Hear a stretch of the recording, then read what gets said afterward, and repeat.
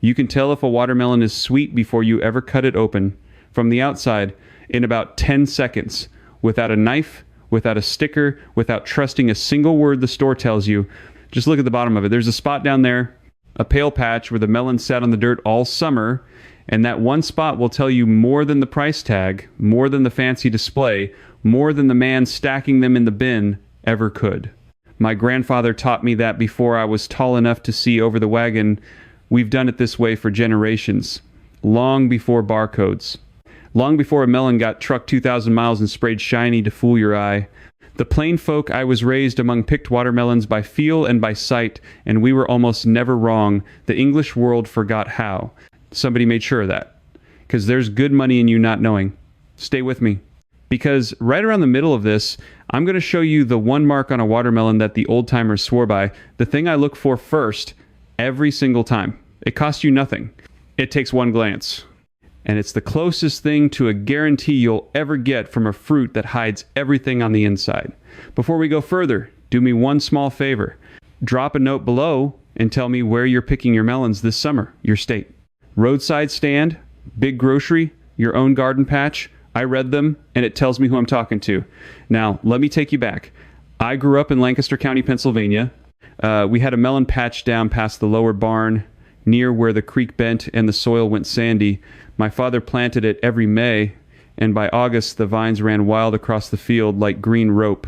I can still smell it. Warm dirt, cut vine, that sweet, heavy air right before a thunderstorm. My grandfather would walk that patch slow, hands behind his back, and he'd stop at one melon, nudge it with his boot, and say, "This one's ready, the rest can wait." And he'd be right. Every time. No clock, no calendar, just his eyes and what his father taught him. That's what I want to give you today. The whole thing. Every mark, every sound, every trick, in order. So by the end, you walk up to a pile of watermelons and you read them like words on a page. Let's start with that pale spot on the bottom, because it's the most honest part of the whole fruit. When a watermelon grows, it lays on the ground. It can't help it. It gets too heavy to do anything else. And the side that touches the dirt never sees the sun, so it can't turn green like the rest. Instead, it turns a color, and that color is the melon telling on itself. Here's what most folks never learned. If that spot is white, pale, chalky, almost greenish white, put it back. That melon was picked too early. It didn't sit long enough to finish. The sugars never came up. But if that spot is a deep, creamy, buttery yellow, the color of fresh churned butter or an old envelope left in a drawer, that's the one. That yellow means the melon sat on that vine through the long, hot days and took its sweet time getting ripe. The longer it ripened, the deeper that yellow grew. The English call it the field spot. We just called it the ground side. Same thing. And the agricultural folks at the universities, when they finally got around to studying it, found exactly what my grandfather knew with his boot. A buttery golden ground spot lines up with a riper, sweeter melon nearly every time. The deeper the cream yellow, the more days on the vine, the more sugar inside. Now think about what that means at the store. You're standing there, 20 melons in the bin, and most people grab the prettiest one, the roundest one, the shiniest one. They never flip it over. They never look at the part that's actually telling the truth. You flip it, you look at the bottom. White spot, walk away. Buttery yellow, you've got a good one in your hands. That alone, that one move, will save you from most of the sad, mushy, pale, watery melons that ruin a family picnic. And here's where it starts to bother me. Because the store knows this, the growers know this, the people who pack these melons into crates know exactly what that yellow spot means. But they stack them spot down, hidden against the cardboard, prettiest green side up, so you buy with your eyes and not your knowledge. They're not selling you a ripe melon. They're selling you a good-looking one. There's a difference. And the difference is money in their pocket and disappointment on your table. But the ground spot is only the first thing. Because a melon can have a decent color down there and still let you down. So let me show you the next mark, the one that catches what the spot misses. Look right where the stem was, up near the top, where the melon was joined to the vine. You'll see a little curly thread coming off the stem nearby. We called it the pig's tail. The proper word is the tendril. It's that thin, curling tendril that grew right across from where the melon attached. Here's the secret in it. That little curl is wired straight to the melon. It's like a fuse. When the melon is still growing, still drinking, still feeding off the vine, that tendril is green and alive and bendy. But when the melon is fully ripe, the vine stops feeding it. It cuts off the supply. And that little tendril, with nothing left coming through it, dries up and turns brown and crisp. So you look at the tendril, green and fresh. The melon's not done. It's still being fed. Leave it. Brown and dried out, curled up like a bit of old straw. That melon told the vine it was finished. It's ripe. It's ready. Green tendril, too early. Brown tendril, just right. My grandfather wouldn't cut a melon out of the patch until that pig's tail went brown. He'd check it with 2 fingers. If it was still green, he'd say, it's still talking to the vine, leave it be. And we did. Because pulling a melon early is the one mistake you can't undo. A watermelon does not ripen after you pick it. I'll say that again because the English world gets it wrong constantly. A watermelon does not get sweeter on your counter. It is as sweet as it will ever be the moment it leaves the vine. A banana ripens on the counter. A peach softens in the bowl. A watermelon does not. What you pick is what you get. So that dried tendril is proof the melon was allowed to finish before someone cut it loose. And at the store, you won't always find the tendril because they trim the stems short. But at a roadside stand, at a farmer's market, at your neighbor's truck, look for it. It's free truth hanging right there. Now, you might be thinking, that's fine for a melon with a vine attached, but what about the ones in the bin with nothing on top? Good. That's the right question. Because the next thing works on any melon anywhere, and it's the one most people think they know, but do completely wrong. The thump. Everybody thumps a watermelon. You see them do it, tap, tap, tap, like they know something. And most of them have no idea what they're listening for. They thump because they saw somebody else thump. It's a habit with the knowledge worn off. Let me give you back the knowledge. When you knock on a watermelon, you're listening to what's inside. A melon is mostly water held in soft flesh. When it's ripe, that flesh is full and juicy and a little bit loose, full of those big watery cells. Sound moves through it deep and low. When it's not ripe, the flesh is tight, dense, packed hard. Sound bounces off it higher and flatter. So here's what ripe sounds like.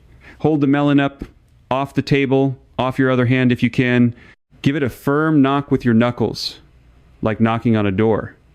A ripe melon answers back deep. Low, hollow, like a drum. Some folks say it sounds like knocking on your own chest. There's a resonance to it, a roundness, a boom that you feel almost as much as here. An unripe melon answers high and tight, a pink pinging flat sound. Tunk, tunk, tunk, like knocking on a full bookshelf. No room in it, no music. And an overripe melon, one that's gone too far, sounds dull and dead, a soft thud with no ring at all. That one's gone mealy inside, gone soft, the flesh breaking down. You don't want the dead thud either, so you're listening for the deep one, the drum, the one in the middle. Not the high ping, not the dead thud, the low, round, hollow boom. Now do it a few times to learn your ear. Knock on 3 or 4 melons in the bin, one after another, and you'll start to hear the difference plain as day. The unripe ones sound the same to each other. Then you hit a ripe one and your hand knows before your head does. There's a fullness to it. This is the part that takes a little practice. And I'll be honest with you about that, because I won't pretend any single trick is magic on its own. The thump takes an ear, but stack it on top of the yellow spot in the dried tail, and now you've got 3 witnesses all telling you the same story. When all 3 agree, you're holding a winner. And here's what gets under my skin. Have you noticed you can't even thump them properly at most stores anymore? They put the melons in those tall cardboard bins, packed tight, no room to lift one and knock it clean. They sell them shrink wrapped.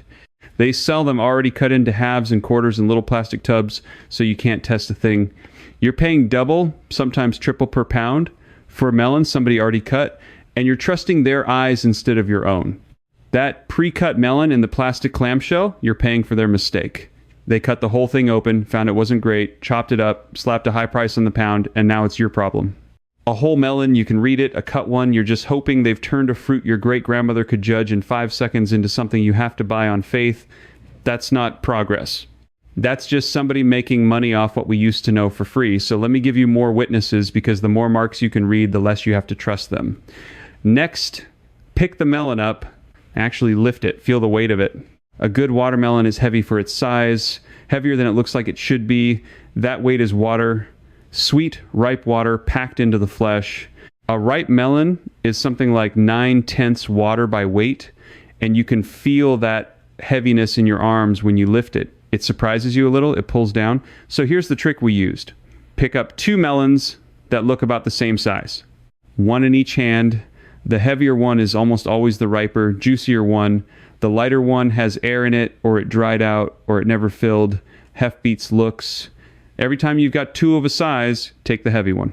A melon that feels light for how big it is, set it down. It's hollow somewhere inside, or it's gone past its prime and started drying out. You want the one that feels like it's about to burst with water. Now look at the shape, because the shape tells you a story too. A watermelon should be a nice, even shape.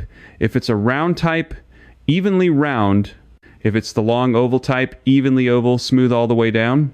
What you don't want is a melon with flat sides, dense lumps, or one end fat and the other end pinched.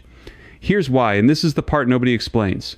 Those bumps and flat spots come from uneven watering and uneven pollination while the melon grew. When a melon doesn't get steady water, it grows in fits and starts, and you get lumps and hollow spots and sometimes dry white streaks inside. An even, smooth, symmetrical melon got steady care and steady water, and it filled out even all the way through. Smooth outside usually means smooth, solid, sweet inside. So far, that's the yellow spot, the dried tail, the deep thump, the heavy heft, and the even shape. 5 witnesses, and every one of them costs you nothing but a few seconds of looking. No tool, no gadget, no app on a telephone, just your eyes and your hands, the same 2 things my grandfather used in that patch by the creek. Now, I promised you back at the start, the one mark I look for first, the thing the old-timers swore by above all the rest. We're at the middle now, so let me give it to you, because once you see it, you'll never walk past it again. And that knowledge, the kind passed down without a price tag, is exactly what a few of us have been working to put back into people's hands. If you want to go deeper than what one video can hold, I put years of this into a pair of books called The Garden Blueprint and The Harvest Blueprint, Old-Fashioned Pest Cures, Soil Secrets, Storage Methods, the kind of Amish knowledge that kept whole families fed through hard seasons. Together they're called the Complete Garden Field Edition, and you can find them linked in the description for $97. Not a subscription, not a course. A book you hold, the way knowledge was always meant to travel. But let's get back to the melon, because I promised you the one mark the old-timers swore by above everything else, and we're right at the place where I need to show it to you. It's the webbing. Look close at the skin of the watermelon. On some of them you'll see rough, brown, scarred lines, like a net, like fine brown stitching or cracked dried mud spread across the rind. Some folks call it webbing. Some call it sugar veins. Some of the old farmers called them bee stings. And that name, it turns out, is the closest to the truth. Here's what that webbing actually is. And this is the thing the modern world forgot. A watermelon flower has to be pollinated to grow into fruit. And not just once. Each melon comes from a flower that needs to be visited by bees many, many times. The more times a bee visits that flower, the more seeds get set, and the more seeds that get set, the more sugar the melon pulls in to feed them. A melon is sweet because it's feeding its seeds. Now, where the bees work the flower hardest, the skin sometimes scars a little. It forms those brown, corky, web-like lines, those sugar veins. So that webbing is a record, a scar map of how many times the bees came calling. Heavy webbing means heavy pollination. Heavy pollination means more seeds set, more sugar pulled in, sweeter flesh. So when I walk up to a pile of melons, the first thing my eye goes to is that brown webbing. The ones with the most of it, the rough brown netting, the corky brown sugar spots, those are the ones the bees loved best. And the bees know sweet before we do. You'll also sometimes see a single brown patch or a brown speckled spot. People think it's a flaw. They reach right past it. For the smooth, clean, perfect-looking melon, they've got it exactly backwards. That brown sugar spot is often where the sweetness is leaking its story to the surface. The flawless one might be pretty. The scarred one is usually sweeter. I told you the store sells with your eyes. This is the heart of it. They want the clean, green, unblemished melon up front because it looks nice in the bin. The webbed, scarred, bee-stung one looks rough so it sits in the back, and the rough one is the better melon. The plain folk never cared how a melon looked. We cared how it ate. That's a whole different way of seeing, and it's the one that fills your table instead of just your shopping cart. So now the webbing goes to the top of your list. First, the brown sugar webbing, then flip it and check the buttery yellow ground spot, then the dried tail if it's got one, then heft it for weight, then thump it for the deep drum, then run your eye down it for even shape, 6 checks, maybe 20 seconds, and you've read that melon cover to cover. Now, I know what some of you are thinking. This is all fine for picking at a store or a stand, but what about the folks who grow their own? What about the patch in your own backyard where you can't exactly pull a melon to test it without losing it? Because once you pick it, that's it. There's no putting it back. So how do you know the very day, to cut your own melon and not waste a single one? Stay right here, because this is where it gets good. And this is for every one of you with vines of your own running across the garden right now. You've got a melon out there swelling up. You've watched it for weeks. And the worst thing you can do is guess. Cut it early. It's pale and watery, and you've thrown away a whole summer of growing. Wait too long. It goes mealy and grainy and sour on the vine, and you've thrown it away just the same. The window's only a few days wide. So you've got to read the signs right on the living plant. Here's how we did it in our patch, and you can do every bit of this tomorrow morning with nothing but your own 2 eyes. First, that tendril, the pig's tail, the little curl nearest where the melon joins the vine. I told you about it before, but on your own plant, it's everything, because it's your clock. Watch it. While it's green, do not touch that melon. The day it turns brown and dries up and goes crisp, that's your starting bell. That melon's about ready. The vine has stopped feeding it. Second, flip your eyes to where the melon rests on the soil.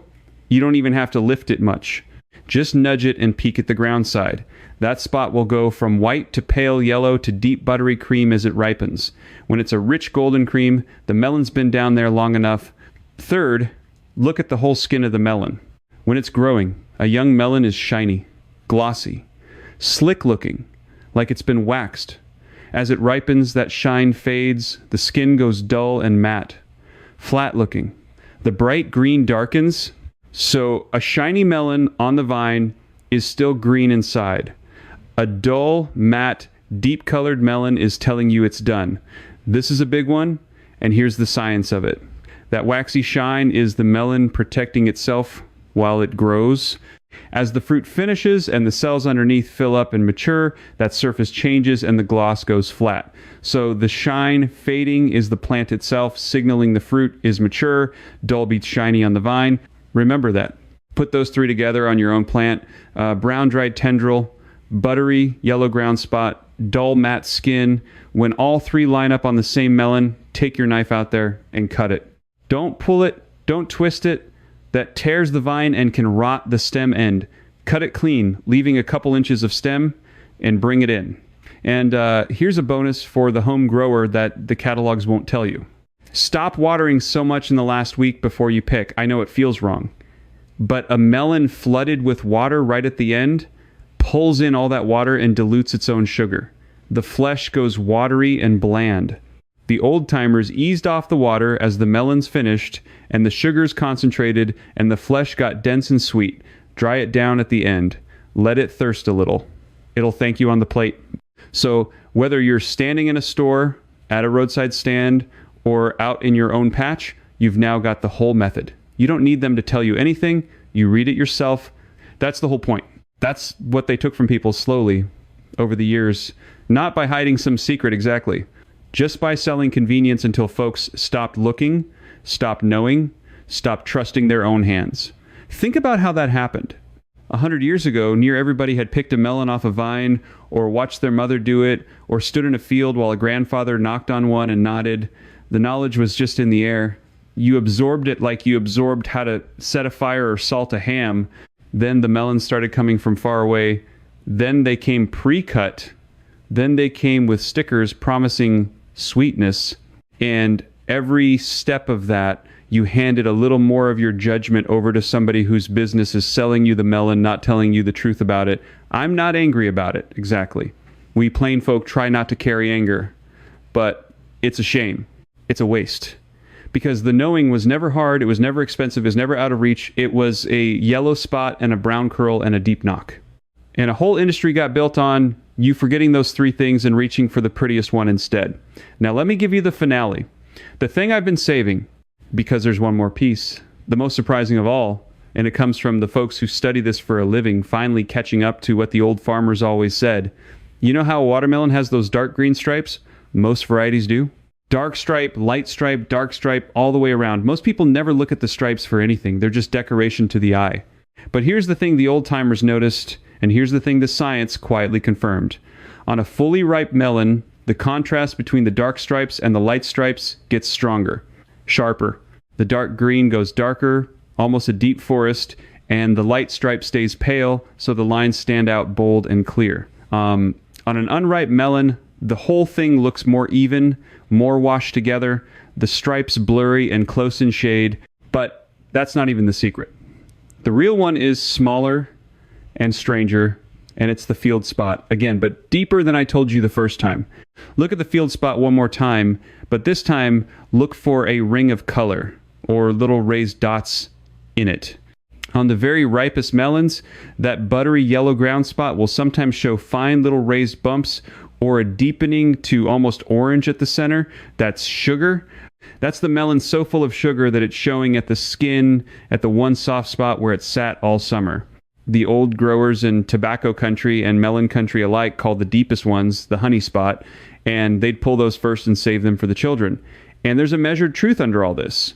When the growers and the university folks went out and actually tested melons against these old signs with their sugar meters, the tool that reads sweetness right off a drop of juice, they found the melons with the deep yellow ground spot, the dried tendril, and the heavy bee webbing scored markedly higher in sugar than the pretty, pale, clean, shiny ones. Higher by a real margin you'd taste in a single bite. The instruments confirmed the boot and the knuckle. The science caught up to my grandfather decades late and found him right. So here's your finale, the thing to do this weekend, the recovered piece. Next time you've got a watermelon on your counter, before you cut it, set it down and read all of it at once like a face. The bold, sharp stripes, the deep, buttery, maybe orange-centered honey spot on the bottom, the brown bee webbing across the skin, the dull, matte rind, not the shine, the heavy heft in your arms, and give it that deep knock and listen for the drum. When a melon hits on all of those, cut it, and I'll wager you've never tasted store-bought come so close to a melon straight off the vine in August. And do one more thing the children always loved, save those seeds. Rinse them, dry them on a paper towel on the windowsill, and next May, put them in the ground. The sweetest melon you ever bought might just give you a patch of your own. That's how it always passed down. Not bought, grown, handed forward. A melon you read with your own hands becomes a melon you grow with your own hands, and then you never need the store to tell you a thing again. That's the whole gift. That's everything my grandfather walked that patch teaching me. Everything his father taught him, laid out plain for you in one sitting. The yellow spot, the pig's tail, the deep drum, the heavy heft, the even shape, the bee webbing, the dull skin, the bold stripes, the honey spot. Read them together, and the melon can't hide a thing from you. You didn't learn a trick today. You got something back. Something that was yours all along, that got quietly sold away from you, one convenient, shrink-wrapped, pre-cut, sticker-promise melon at a time. The plain folk never lost it because we never handed it over. And now you've got it too, and you can hand it to your own grandchildren the way it was always meant to go. You're the kind of person who'd rather know than be told, who'd rather read the fruit than trust the label, who refuses to keep paying more for less for what the good Lord and a few honest bees already provided for free. That's not old-fashioned, that's just sense. The kind the world's circling back to find. So tell me down below, where are you picking your melons this summer? Your state, your town, your own backyard patch. And if you can, tell me which sign surprised you most. Was it the bee webbing? The pig's tail? The dull skin? I want to know, so leave me a comment right now before you forget. It only takes a second, and it helps me know who I'm sharing the next one with. And if you'd like to keep recovering these old, plain, practical things, the modern world misplaced, the simple knowing that never should have been sold off in the first place, come along with us. This isn't about a channel. It's about a handful of us remembering together what our grandfathers knew without trying. Because the next thing I want to show you is how to keep a cut watermelon sweet and crisp for a week and more with one thing already sitting in your kitchen, the same way we kept ours cold and fresh in the spring house long before anybody had a refrigerator humming in the corner. There's a trick to it. Most folks store it exactly wrong and wonder why it goes soft and slimy by morning. We never did, and I'll show you why next time. Until then, flip it over, look for the butter yellow, and trust your own two hands. They know more than the store ever wanted you to remember. Now let me leave you with one more thing my grandmother used to do, because it ties it all together. She kept a little notebook by the kitchen window. Nothing fancy, just a worn pencil and a few pages. And every time we cut a melon, she'd write down what it looked like on the outside and how it tasted on the inside. The yellow spot, the webbing, the sound it made, then how sweet it came out. After a couple summers, she could walk that patch and pick the winner's blind because she taught her own eyes with her own notes. You can do that too. Start this weekend. Cut one melon, look hard at every sign first, then taste it, and remember which signs told the truth for the melons where you live. Because melons grow a little different in Georgia than they do in Michigan, and your hands will learn your own ground faster than any rule I can give you. That's how the knowing stays alive. One melon, one note, one season at a time. Pass it on,